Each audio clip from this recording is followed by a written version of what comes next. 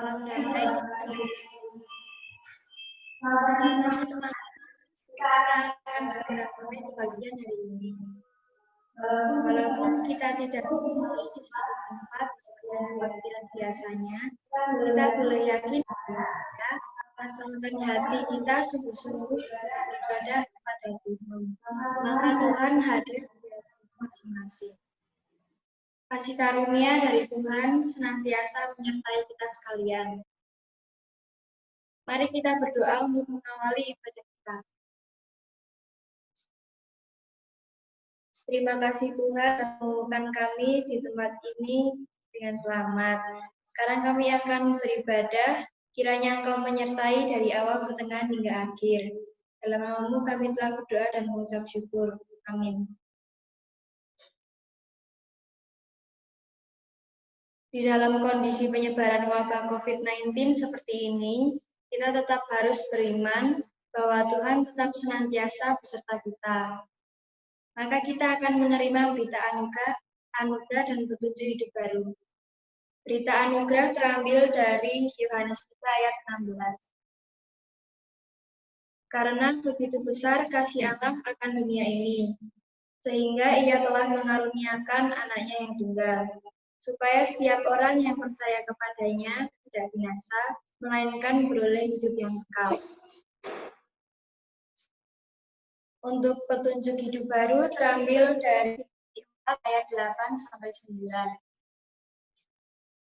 Jadi akhirnya saudara-saudara, semua yang benar, semua yang mulia, semua yang adil, semua yang suci, semua yang manis, semua yang sedap didengar, semua yang disebut kebajikan dan patut dipuji, pikirkanlah semuanya itu. Dan apa yang telah kamu pelajari, dan apa yang telah kamu terima, dan apa yang telah kamu dengar, dan apa yang telah kamu lihat padaku, lakukanlah itu. Maka Allah sumber damai sejahtera akan menyertai kamu. Selanjutnya kita akan mendengarkan firman Tuhan yang akan disampaikan oleh Ibu Maudara. Sebelumnya mari kita berdoa. Ya Tuhan, sekarang kami akan mendengarkan firman-Mu. Kiranya Engkau berkati hati dan pikiran kami. Berkati juga Ibu Maudara yang akan menyampaikan firman. Dalam nama-Mu kami telah berdoa dan mengucap syukur. Amin.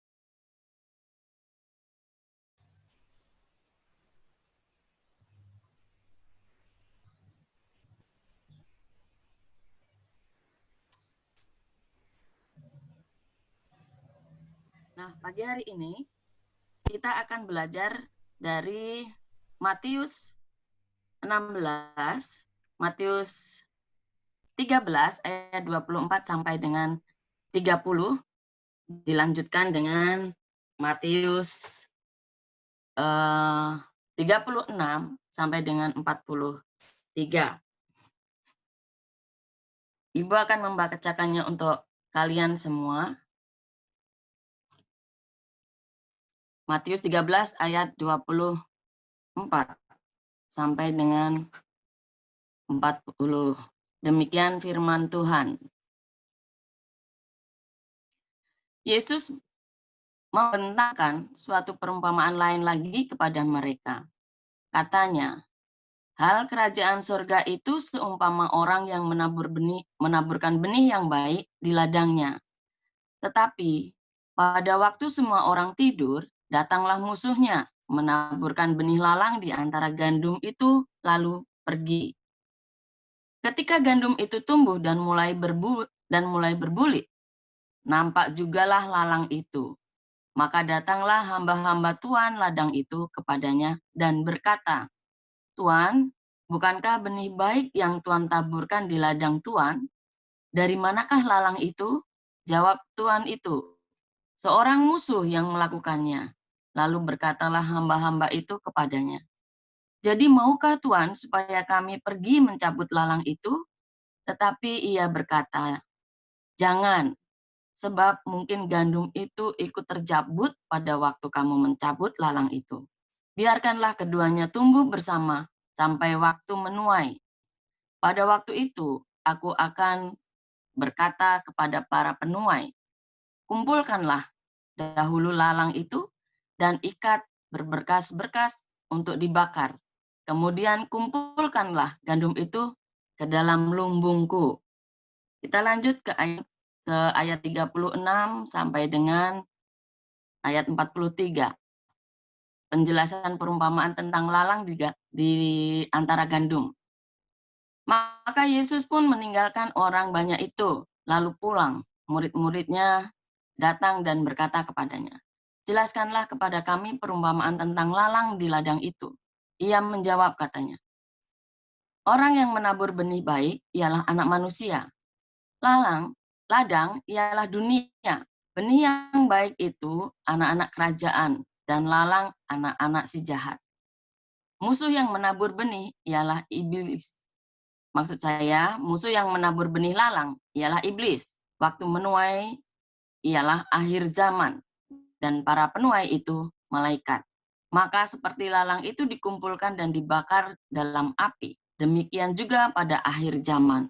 Anak manusia akan menyuruh malaikat-malaikatnya, dan mereka mengumpulkan segala sesuatu yang menyesatkan, dan semua orang yang melakukan kejahatan dari dalam kerajaannya. Semuanya akan dicampakkan ke dalam dapur api. Di sanalah akan terdapat ratapan dan kertakan gigi. Pada waktu itulah orang-orang benar akan bercahaya seperti matahari dalam kerajaan surga mereka, dalam kerajaan Bapa mereka. Siapa bertelinga, hendaklah ia mendengar.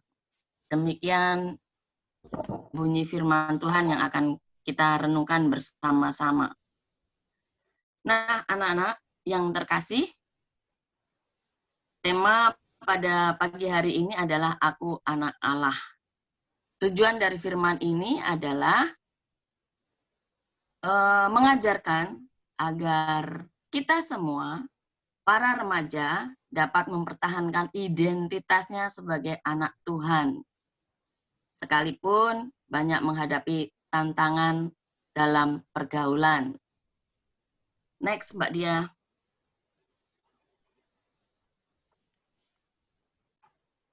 Next. Apa saja tantangan remaja zaman sekarang? Anak-anak, bahwa kalian ini hidup bukan di zaman yang enak. Zaman kalian ini adalah zaman yang sulit buat kalian bergaul satu dengan yang lain. Kenapa? Zaman saya dulu masih enak. Kita bisa berkumpul, bermain, bentik, bermain dengan hal-hal yang positif, inkling, bekelan, kejar-kejaran, dan sebagainya. Tetapi zaman kalian sekarang, kalian itu tumbuh di lingkungan yang secara fisik tidak menyehatkan badan kalian. Begitu juga secara rohani. Antara lain adalah kalian tumbuh di tengah-tengah orang yang satu, di lingkungan teman yang suka merokok, di lingkungan teman yang bergaul erat dengan narkoba, teman-teman yang sangat senang suka minum-minuman keras, suka mabuk-mabukan, teman yang tidak disiplin, tidak taat, dari kalian yang sudah melakukan seks bebas. Hal ini, teman yang seperti itu selalu ada di sekitar kalian, bertumbuh bersama-sama dengan kalian, baik di lingkungan rumah maupun di sekolah, bahkan di gereja pun, di mana kalian beribadah, di mana orang mengenal bahwa gereja itu adalah tempat yang kudus, itu ada anak-anak yang seperti itu. Tetapi saya yakin, anak-anak seperti itu tidak ada di gereja Kristen Jawa Mbayaman. Apalagi kalian yang saat ini sudah duduk bersama-sama join Zoom mendengarkan kebenaran firman Tuhan. Ya. Next, Mbak. Nah, mengapa remaja mudah sekali tergoda dalam pergaulan yang tidak sehat? Salah satu jawabannya adalah karena mereka belum mengenal dirinya sendiri dengan baik. Karena kalian belum mengenal kalian dengan baik. Ya, kalau nama tentu kalian sudah tahu. Hobi kalian sudah tahu. Kesukaan sudah tahu. Ya, tetapi mengenal bagaimana kalian lebih dalam itu bukan hanya sekedar nama, bukan hanya sekedar identitas. Ya, pagi ini kita akan belajar mengenal diri sendiri karena itu penting. Selain menjadi pembeda dari teman-teman yang lain, juga sebagai identitas diri. Identitas sebagai apa? Identitas sebagai next, Mbak, identitas sebagai anak Allah. Kalian yang saat ini ada di depan laptop ataupun di depan handphone, mari perkatakan sekarang. Who am I? Aku adalah anak Allah. Perkatakan itu sampai minimal 3 kali. Sampai kalian betul-betul merasakan bahwa kalian adalah sungguh-sungguh anak Allah. Who am I? Aku adalah anak. Who am I? Aku adalah anak Allah. And what should I do in my whole life? Apa yang harus kalian lakukan? Bertindaklah selayaknya anak Allah. Karena kalian anak Allah, maka bertindak dan bertingkah lakulah selayaknya anak Allah. Itu harus ada dalam mindset kalian. Itu harus menjadi identitas diri kalian sebagai anak Allah. Ya, Allah itu kudus, maka kalian harus hidup kudus. Kalian adalah anak Allah. Kita ini adalah anak Allah. Bertindak dan bertingkah lakulah selayaknya anak Allah. Meteraikan itu di dalam hati kalian. Sekarang dan selama-lamanya. Next, Mbak. Mbak Tia, next. Nah, pada pagi hari ini, kita belajar tentang perumpamaan lalang dan gandum. Ini yang akan mengajarkan kita bagaimana kita bertumbuh di tengah-tengah dunia yang begitu majemuk dengan segala karakter yang luar biasa, dalam arti yang negatif ya. Gitu. Nah, apa itu lalang? Lalang adalah sejenis rumput liar yang mengganggu, yang hidup di tengah tuayan gandum. Proses tumbuhnya juga unik karena lalang dan gandum ini tumbuh dengan akar yang saling melilit satu dengan yang lain. Maka petani gandum perlu berhati-hati ketika musim panen, ya. Lalang ini mengibaratkan sebagai iblis. Dan gandum adalah kita, anak-anak Allah. Ya, kita melihat betapa gencarnya iblis menyerang kehidupan kita sebagai anak-anak Allah, menyerang kehidupan kalian sebagai remaja masa kini. Begitu gandum disebarkan oleh Tuhan, begitu anak Allah bertumbuh, begitu juga musuh menyebar benih lalang. Jadi kalian bertumbuh bersama-sama dengan godaan-godaan iblis atau gangguan-gangguan iblis. Tuhan Allah menebarkan tentang kasih, meneladankan tentang cinta dan kasih sayang, meneladankan tentang ketaatan. Tuhan Yesus meneladankan tentang kesetiaan, tentang tanggung jawab. Tetapi lalang yang tumbuh bersama-sama dengan gandum, iblis yang berada di sekitar kita mengajarkan tentang kecemaran hidup. Ini bersama-sama beriringan. Ibaratnya kalian ini, kita ini berdiri di sebuah lantai yang sangat licin. Kapan saja kita bisa jatuh tergelincir ke dalam dosa, dalam perbuatan dosa. Next, Mbak Dia. Dalam perumpamaan kisah ini digambarkan bahwa hamba-hamba yang bekerja di ladang itu datang lalu bertanya tentang bagaimana mungkin lalang itu bisa tumbuh. Dari mana datangnya? Sebab bukankah si pemilik ladang menabur benih yang baik?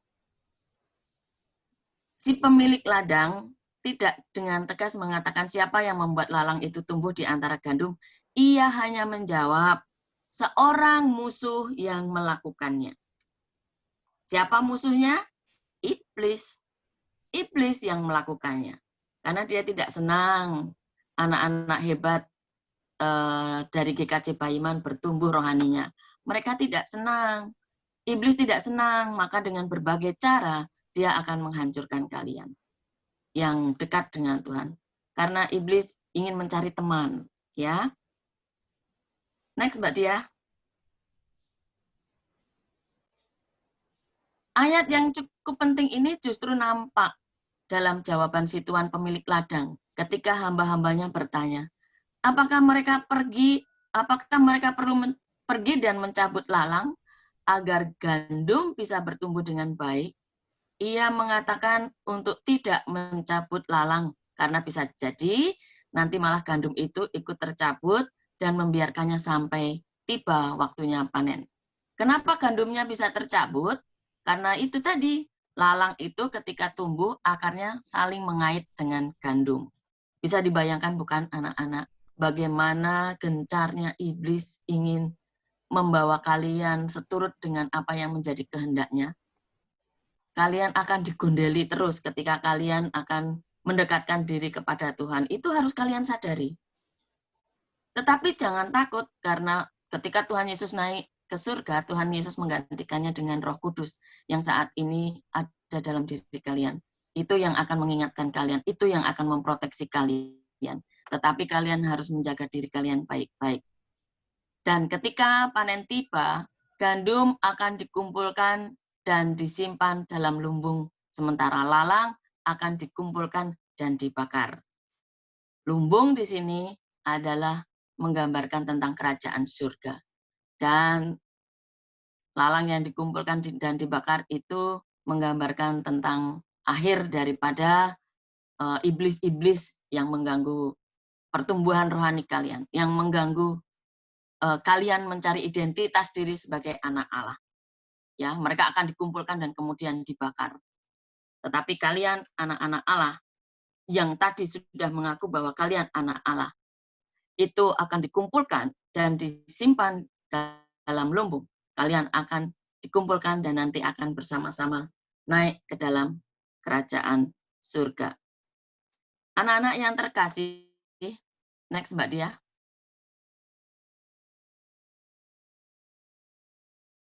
Anak-anak yang terkasih di dalam Tuhan Yesus, apa sih pesan perumpamaan dari lalang dan gandum ini? Melalui perumpamaan ini, Yesus mengajarkan bagaimana gandum tetap bisa bertumbuh meskipun lalang ada di antaranya hingga saat panen. Bagaimana kalian bisa bertumbuh secara sehat jasmani dan rohani walaupun kalian dikelilingi oleh teman-teman kalian yang bertumbuh dengan karakter yang tidak baik atau jahat, ya. Kesenangan duniawi, fasilitas yang duniawi siapkan, kedagingan kita itu sungguh-sungguh mudah sekali tergoda. Ya, jasmani kita, rohani kita mudah sekali tergoda oleh fasilitas keduniawian yang ada, kedagingan yang ada. Seperti yang Ibu katakan tadi, bahwa kita ini berdiri di lantai yang sangat licin. Kapan saja kita mudah jatuh ke dalam dosa. Beberapa penafsir mengatakan bahwa Yesus hendak mendorong orang-orang yang mendengarkan perumpamaan waktu itu untuk tahu siapa diri mereka, status mereka sebagai anak-anak Allah. Dan itulah yang menjadi pembeda dengan keadaan di sekitar mereka yang mungkin berbuat tidak sesuai dengan kehendak Allah. Yesus mengajarkan kita harus bertahan, kita harus menjadi berkat, kita harus menjadi terang dan garam. Ya, jangan mudah menyerah. Walaupun lalang itu mengikat erat diri kita, lalang itu mendampingi pertumbuhan rohani kalian. Iblis itu ada di sekitar kita. Kita hidup di dunia berdampingan dengan siapa? Jelas berdampingan dengan iblis. Saat kita masih ada di dunia, kita berdampingan dengan iblis. Dan iblis mencari sekutu. Dan iblis mencari teman-teman untuk bersama-sama hidup di dalam neraka. Kita anak Allah tidak mau. Kita anak Allah harus menunjukkan identitas diri kita. Bahwa kita setia dengan Tuhan. Bahwa kita kuat di dalam Tuhan. Next, Mbak Dia. Hal ini jelas bukan sebuah tantangan yang mudah. Karena memang sifat lalang ialah imitating atau menduplikasi gandum. Akan ada banyak orang yang mengaku sebagai anak Allah, namun sikap dan tindakannya tidak selaras dengan pengakuan itu. Hal ini memberikan tantangan yang luar biasa bagi kita. Maukah kita menegaskan identitas kita sebagai anak Allah? Maukah kita menegaskan identitas kita sebagai gandum dan bukan lalang? Mau enggak?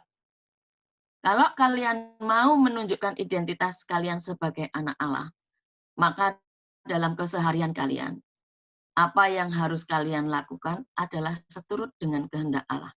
Katakan tidak ketika teman-teman kalian mendekati, yuk kita nongkrong di kafe ini, yuk kita sepedaan minggu pagi, seger loh sepedaan, apalagi lewat di sawah-sawah itu, kita bisa melihat pemandangan, kita bisa selfie-selfie.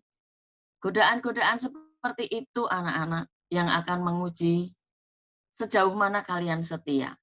Pagi hari, hari Minggu jelas waktunya kalian untuk beribadah. Tetapi tawaran sepeda-sepedaan itu juga mengasihkan loh.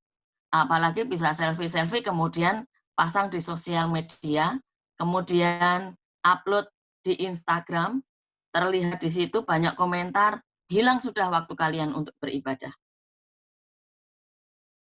Sebagai anak Allah, apa yang kalian ucapkan, apalagi tingkah laku, itu harus mencerminkan keteladanan dari Allah kita, yaitu Tuhan Yesus Kristus. Jadi sebagai anak Allah, kita harus menunjukkan sikap yang betul-betul meneladani pribadi Tuhan Yesus. Ya. Seperti yang dikatakan tadi, kalian sudah mengatakan bahwa aku adalah anak Allah, aku akan bertindak dan bertingkah laku selayaknya anak Allah. Minggu pagi ibadah, ya. Selesaikan setiap tugas dan tanggung jawab kalian sebagai anak, sebagai pelajar on time. Karena Tuhan Yesus, karena Roh Kudus itu adalah sifatnya on time, tidak pernah terlambat, ya. Jadi tunjukkan itu semua dari setiap perkataan kalian. Jangan perkataan yang keluar dari mulut kalian adalah penghatiman. Kamu ini, koeki, dan sebagainya. Hindari itu. Tapi perkatakanlah hal-hal yang positif. Ya. Kita belajar dari lalang. Kita tahu iblis ada di sekitar kita, melingkupi kita. Karena kita hidup di dunia berdampingan dengan iblis. Nanti kalau kita sudah di surga, maka kita hidup berdampingan dengan Tuhan Yesus, dengan Allah Bapa. Tapi saat ini, ketika kita berdampingan dengan iblis, apa yang kita bisa lakukan? Melawannya. Dengan apa? Merenungkan kebenaran firman Tuhan setiap saat. Apalagi berdoa, menjalin hubungan intim dengan Tuhan. apalagi bergaul erat dengan anak-anak yang takut akan Tuhan. Demikian firman Tuhan pada pagi hari ini, anak-anak. Tuhan Yesus memberkati kalian semua. Kita bersatu di dalam doa untuk merespon firman Tuhan dan memberi kita kekuatan untuk melakukan aktivitas panjang pagi hari ini hingga malam menjelang nanti. Supaya ketika berpikir, ketika berkata-kata, ketika bertingkah laku, kita tetap mencerminkan kita anak Allah. Mari kita berdoa bersama-sama. Tuhan Yesus, Allah Bapa yang penuh dengan cinta kasih, kembali kami datang Tuhan. Kami sungguh mengucap syukur Bapa untuk firman-Mu pagi hari ini. Yang mengajarkan kepada kami bagaimana kami harus kuat melawan lalang-lalang yang ada di sekitar kami. Melawan godaan-godaan kuasa kegelapan yang selalu mengiringi setiap langkah kami. Tuhan, mari senantiasa membimbing kami, baik dalam pikiran, perkataan, terlebih dalam tingkah laku kami. Kami rindu Tuhan menjadi anak-Mu yang penuh dengan pribadi yang senantiasa meneladani Engkau, penuh dengan cinta kasih, penuh dengan tanggung jawab, senantiasa setia, senantiasa lembut. Tuhan, mari meteraikan firman-Mu pada pagi hari ini di dalam loh hati kami, karena kami adalah anak-Mu. Kami akan berjanji, kami akan bersungguh-sungguh untuk melakukan apa yang menjadi kehendak Tuhan dalam kehidupan kami. Sertai kami Tuhan sepanjang hari ini, dalam setiap aktivitas kami, dari pagi, siang, hingga malam hari nanti. Tuhan, jadikan kami teladan di tengah-tengah pergaulan kami. Terima kasih Tuhan Yesus. Ampunilah kami dalam setiap sikap dan perbuatan kami yang tidak berkenan di hadirat-Mu. Di dalam nama-Mu Tuhan, kami naikkan doa dan permohonan ini. Haleluya. Amin. Saya kembalikan ke Mbak Dia. Terima kasih Ibu Mahudara yang telah membawakan firman Tuhan pada pagi hari ini. Setelah mendengarkan firman Tuhan, mari kita menaikkan doa syafaat kita. Mari kita berdoa. Bapa di surga, saat ini kami berdoa untuk bangsa dan negara kami yang saat ini sedang menghadapi pandemi virus corona. Kami berdoa untuk para pemimpin bangsa kami, kiranya Engkau memberi mereka hikmat agar bijak mengambil keputusan terkait dengan virus corona ini. Kami juga berdoa untuk studi kami. Kami bersyukur karena kami Tuhan izinkan untuk memasuki ajaran baru. Kami berdoa juga untuk pembelajaran online saat ini. Tolong Tuhan beri kesehatan juga pada guru-guru dan teman-teman kami. Kami juga berdoa untuk gereja kami.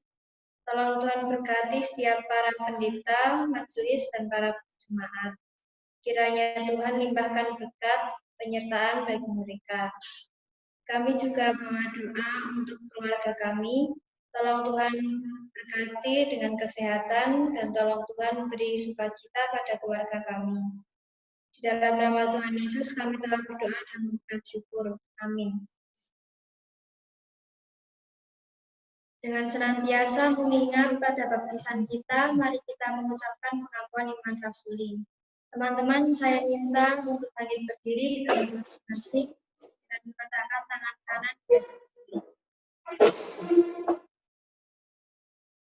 Bersama-sama kita ucapkan, aku percaya kepada Allah Bapa yang Maha Kuasa, Khalik langit dan bumi. Aku percaya kepada Yesus Kristus, anaknya yang tunggal Tuhan kita, yang dikandung dari Roh Kudus, lahir dari anak darah Maria, yang menderita di bawah pemerintahan Pontius Pilatus, disalibkan, mati dan dikuburkan, turun ke dalam kerajaan maut.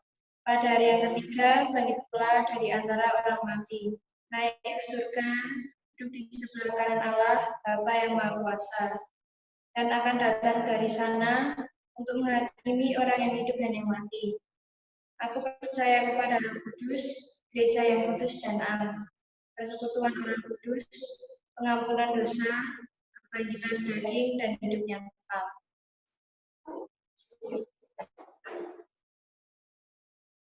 Teman-teman, untuk persembahan sementara dipersilahkan untuk dimasukkan ke dalam amplop dan dikumpulkan pada tanggal 26 Juli 2020.